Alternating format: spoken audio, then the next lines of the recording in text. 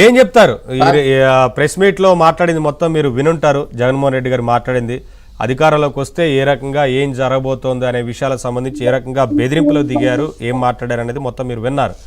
ఏంటి, ఎలా రెస్పాండ్ అవుతారు, అధికారంలోకి వస్తే ఏం చేయబోతున్నారు అనేది క్లారిటీ చెప్తున్నారు కదా. క్షమించాలి, మాకు ఇక్కడ లోకేష్ గారి బర్త్డే సెలబ్రేషన్ జరుగుతా ఉన్నాయి. నాకు బయట మాట్లాడలేని పరిస్థితి, మీకు వినిపిస్తానే ఉండాలి. క్లియర్ మీ వాయిస్ అంతా క్లియర్, చెప్పండి. బయట సౌండ్స్ వస్తా ఉన్నాయండి, మాట్లాడలేని పరిస్థితి. దయచేసి నేను వేరే చోటకి లాగిన్ అవుతాను, ఈ లోపు అంకప్ గారు మాట్లాడతారు. ఓకే అండి. ఇప్పుడు ఆడిబుల్ అండి? క్లియర్ అండి, నవీన్ గారు క్లియర్. సార్, నిన్న జగన్మోహన్ రెడ్డి గారి ప్రెస్ మీట్ చూసాం సార్. ఆయన ఏ కాడకి ఆయన ఏం చెప్పదలుచుకున్నాడంటే, చంద్రబాబు నాయుడు గారు ఆయన సమకాలికులు, వాళ్ళ తండ్రి గారు సమకాలికులు అంటానే నాతో పోటీ పడలేకపోతా ఉన్నాడు చంద్రబాబు నాయుడు గారు అని చెప్పుకొస్తా ఉన్నారు. సార్, ఇప్పుడు చంద్రబాబు నాయుడు గారు కొబ్బరికాయ కొట్టాలంటే ఆయన వంగి ఒక్కసారిగా దాన్ని కొబ్బరికాయ కొట్టగలరండి. కానీ జగన్మోహన్ రెడ్డి గారు కొబ్బరికాయ కొట్టాలంటే ఆయనకు ఒక రాయి పట్టుకోవాలి, ఆ రాయికి ఒకటి సపోర్ట్ నిలబడాలి, ఆయన కొబ్బరికాయ కొట్టాలి.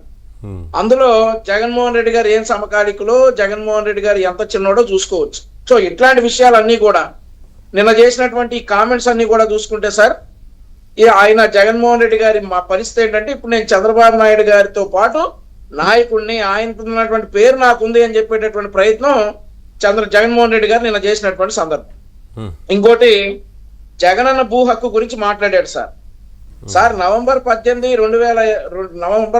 2018 చంద్రబాబు నాయుడు గారు భూదార్ అనేటటువంటి ఒక పథకాన్ని తీసుకొచ్చి, ఆధార్ లాగా భూమికి కూడా 12 అంకెలటువంటి ఒక ఐడెంటిటీ నెంబర్ ఇచ్చేసి ఈ భూములన్నింటినీ కూడా సంరక్షించాలనేటటువంటి ఆలోచనలో వచ్చారు. కానీ జగన్మోహన్ రెడ్డి గారు ముఖ్యమంత్రి అయిన తర్వాత వారి సొంత పిన్ని గారైనటువంటి సౌభాగ్యమ్మ గారి ల్యాండ్ ఏమైందో మనం చూసుకోవచ్చు. ఆ తర్వాత జగన్మోహన్ రెడ్డి గారి ఓన్ కాన్స్టిట్యున్సీలో ఒంటిమిట్ట, కడప జిల్లా ఒంటిమిట్టలో ఒక కుటుంబం జగన్మోహన్ రెడ్డి గారి భూదానికి ఆత్మహత్య చేసుకుంది.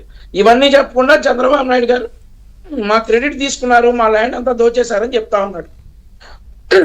ఇట్లాంటి సందర్భాలండి, ఇట్లాంటి మాటలన్నింటినీ కూడా క్రోడీకరించి ఒక 90 నిమిషాలు జగన్మోహన్ రెడ్డి గారు ప్రెస్ మీట్ జరిగింది. అయితే ఈ 90 నిమిషాల్లో లాటిట్యూడ్ కి లాంగిట్యూడ్ కి అంటే ఏంటో కూడా తెలియనటువంటి విధంగా ఈయన ప్రెస్ మీట్ పెట్టి అందులో భూదారి గురించి, భూ హక్కుల గురించి, భూ రక్ష, జగన్మోహన్ రెడ్డి గారి భూరక్ష, అది భూభక్ష, దాని గురించి జగన్మోహన్ రెడ్డి గారు చెప్పినటువంటి సందర్భం. ఈ రోజు మన ముఖ్యమైనటువంటి పాయింట్ ఏంటంటే, ఆయన వస్తే ఏదో చేస్తాననేటటువంటి పాయింట్. ఆయన ఉన్నప్పుడే ఏం చేయలే మమ్మల్ని. 2019 నుండి 24 వరకే మా మీద భౌతిక దాడులు చేశాడు, పోలీసుల్ని ప్రయోగించాడు, సోషల్ మీడియాలో వాళ్ళ సైకోలను ప్రయోగించాడు. అవన్నీ కూడా మేము దాటుకుని వచ్చి ఆంధ్రప్రదేశ్ రాష్ట్రం కోసం చంద్రబాబు నాయుడు గారు అడుగుసాడలో నడిచాం. ఈ రోజు ఆంధ్రప్రదేశ్ రాష్ట్రానికి మేము స్వాతంత్రం తెచ్చుకున్నట్టు ఉంది.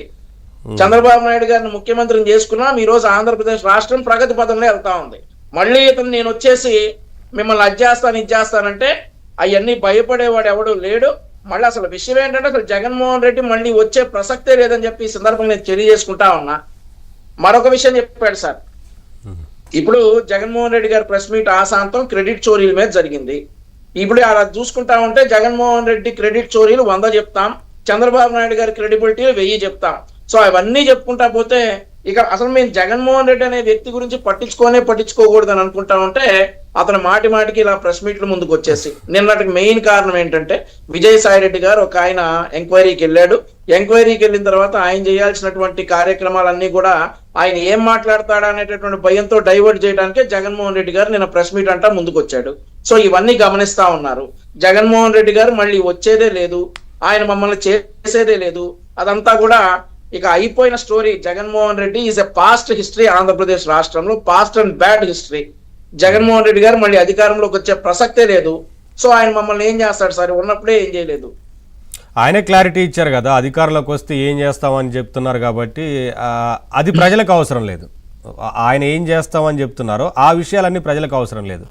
ప్రజలు కోరుకుంటుంది అభివృద్ధి, సంక్షేమం, రాష్ట్రానికి పారిశ్రామికంగా డెవలప్ చేయాలి, సర్వతోముఖ అభివృద్ధి కోరుకుంటున్నారు ప్రజలు. అవన్నీ ఇప్పుడు జరుగుతా ఉన్నాయి కదా సార్. అవే ప్రజలు అవే కోరుకుంటున్నారు. జగన్మోహన్ రెడ్డి గారు చెప్పే ఈ కక్ష సాధింపు చర్యలు, ఆ రాజకీయాలు కోరుకుంటున్నారు కదా. వరల్డ్ క్లాస్ క్యాపిటల్ తీసుకొస్తామంటే ఎందుకు తగలేసుకోనా అంటాడు వాళ్ళ పార్టీ